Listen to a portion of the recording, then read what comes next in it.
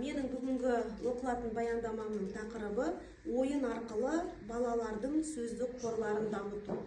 Жалпы балалар балабақшаға келген балабақша табалдырығын аттағаннан бастап, тәрбиешілер балаларға әрдайымда сөздік қорларын дамытып, балабақшадағы тәрбиелеу оқыту жұмысына балалардың тілін дамыту, сөздік қорларын дамыту, ауызша сөйлеуге үйрете отырып, үйренген сөздерін күнделікті өмірде қолдануға тәрбиешілер үйретеді.